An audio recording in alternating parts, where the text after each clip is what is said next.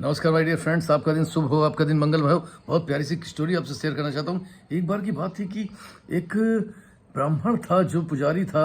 वो घरों में जाकर पूजा अर्चना करता था, लोगों को धर्म के बारे में शिक्षा दिया करता था। एक बार राजा साहब ने उसको अपने यहाँ बुलाया, खुशी खुशी राजा साहब के यहाँ गया। राजा साहब ने पूजा अर्चना के बाद पुजारी को अपने पास बुलाया, उनसे बोला कि ये ब्राह्मण तुम जो है पूजा पाठ के बारे में, ईश्वर के बारे में लोगों को बताते हो, पूजा पाठ करते हो, क्या मेरे कुछ सवाल का जवाब दोगे? उसने कहा हाँ बताइए। उनका ये बताइए, ईश्वर कहाँ रहता है, कहाँ मिलता है, ईश्वर किधर देखता है, ईश्वर क्या करता है? पुजारी ने कहा कि ठीक है राजा, मैं इसके आपको जवाब दूंगा, लेकिन इसके जवाब देने के लिए मुझे कुछ वक्त चाहिए। और ये बस सोचता वो अपने घर की तरफ आता है, सोचता जिससे कोई समाधान नहीं मिलता। धीरे धीरे जो है समय नज़दीक आता जा रहा था, उसे समाधान नज़र ही नहीं आ रहा था। धीरे धीरे स्थितियाँ पुजारी की ये हो जाती हैं कि वो इन बातों को सोच सोच करके उदास रहने लगता है। उसे डर लगने लगता है कि राजा के पास जाऊंगा अगर, एक माह का उसने समय मांगा कि कुछ समय मुझे चाहिए इसका आंसर देने के लिए, और एक माह के बाद जब जो है इसका आंसर देने मुझे जाना है तो मैं क्या जवाब दूंगा क्या नहीं दूंगा, इस चीज़ को लेकर बहुत विचलित रहने लगता है और गुमसुम सा हो जाता है। उसकी गुमसुम जैसी स्थिति देख करके उसके घर वाले भी काफ़ी हैरान रहते हैं, काफ़ी परेशान रहते हैं। लेकिन उसका एक पुत्र था। उसका पुत्र पूछता है कि पिताजी ऐसी क्या बात हो गई कि आप इतना गुमसुम रह रहे हैं और इतना चिंतित रहते हैं, क्या विषय है? पिताजी ने विस्तार पूर्वक जो है अपने पुत्र को उस सारी बात बताई जो राजा ने उससे कहा था। उन्होंने कहा कि देखिए इसमें कोई बड़ी बात नहीं है, आप परेशान मत होइए, बिल्कुल भी चिंता मुक्त हो जाइए, और जब राजन के पास चलिएगा तो मुझे लेकर चलिएगा। पिताजी उसके अस्वस्थ हो गए। जो पुजारी थे उन्होंने कहा समय आया, जैसे ही एक महीना बीता, उनका समय निर्धारित था, वो सीधे राजा साहब के पास गए अपने पुत्र को लेकर के। उनका राजन आपके जो जवाब सवाल थे उनका जवाब ये मेरा पुत्र देगा। उन्होंने कहा हाँ दीजिए, बताइए जो मैंने पूछा था आपसे कि ईश्वर कहाँ रहता है। पुत्र बोला कि आप तो इतने बड़े राजा हैं और आपके अंदर जरा भी आतिथ्य नहीं है कि अगर कोई अतिथि आता है तो उससे पहले जो है उसका सम्मान करते हैं, बाद में जो है उससे कोई सवाल जवाब करते हैं।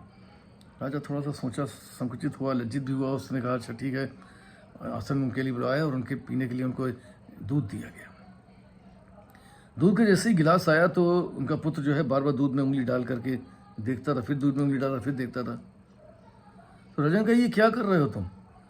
तो उसने कहा कुछ नहीं राजा साहब, मैं देख रहा हूँ इसमें मक्खन कहाँ है, मक्खन तो कहीं नजर ही नहीं आता, लगता है राजा साहब के दूध में मक्खन है ही नहीं। राजा साहब कहते हैं कैसी बात कर रहे हो, मक्खन ऐसे दिखता है, इसको जमाया जाता है, जमाने के बाद उससे जब दही बनता है, दही के बाद उसको मथा जाता है, तब वो मक्खन निकल के रह जाता है। लेकिन आपके जवाब सवाल का ही जवाब है कि ईश्वर कहाँ रहता है। ईश्वर आपके ही अंदर रहता है, लेकिन मक्खन के लिए उसके लिए आपको मथना होता है, साधना करनी होती है,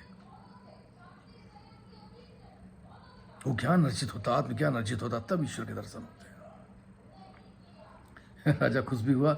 उसने कहा अच्छा मेरे दूसरे सवाल का जवाब दो, ईश्वर कहाँ देखता है? उन्होंने कहा राजा साहब एक मोमबत्ती मंगाई जाए। एक मोमबत्ती, एक दीपक आया, उसने उसको जलाया। जलाने पर राजा साहब पूछा ये किस तरफ देख रही है, इसकी लौ? उसने कहा इसकी लौ तो चारों तरफ है, इसकी रोशनी चारों तरफ है। उसने कहा बस यही जवाब आपके दूसरे सवाल का जवाब था कि ईश्वर चारों ओर उसकी दृष्टि होती है, आपके हर कर्म पर उसकी दृष्टि होती है, हर ओर उसकी दृष्टि होती है। राजा खुश हुआ उसके जवाब से। उसने कहा अच्छा चलो तुम्हारी सारी बात मान लें, अब मेरा तीसरे सवाल का आप जवाब दो कि राजा ईश्वर करता क्या है? तो उन्होंने कहा अच्छा राजा साहब ये बताइए कि आप जो मुझसे सवाल पूछ रहे हैं ये शिष्य बनकर पूछ रहे हैं या राजा बनकर पूछ रहे हैं? नहीं नहीं, सवाल पूछ रहा हूँ आपसे, आप सामने बैठे हुए, मैं शिष्य बनकर पूछ रहा हूँ।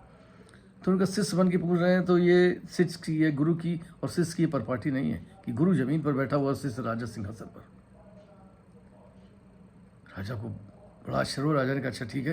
राजा ने उस बालक को सिंहासन बैठाला और खुद नीचे खड़े होकर पूछा कि गुरुजी अब बताइए कि ईश्वर क्या करता है? मुस्कुराते हुए इस बच्चे ने कहा कि राजा साहब क्षमा करें, अब ईश्वर क्या करता है ये बताने की आवश्यकता नहीं है। उनका क्यों? उन्होंने कहा ईश्वर यही करता है कि रंग को राजा बना देता है, राजा के स्थान पर बैठा देता है, और राजा को रंग के स्थान पर।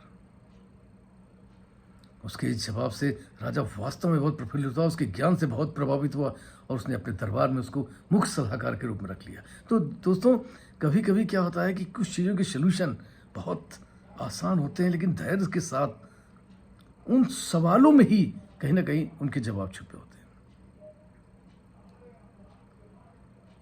आपको भी अपने दिमाग का वो खाना खोलना होगा जहाँ पर कुछ ऐसे जवाब हर व्यक्ति के पास हैं, कुछ ऐसे सवाल भी हर व्यक्ति के पास हैं।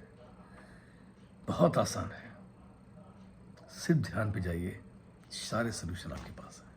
Wish you all the best. Thank you very much everybody, I love you all. फिर मिलूंगा किसी प्यारी कहानी थॉट के साथ, आपके दोस्त पीयूष रंजन। तब तक के लिए जुड़े रहिए,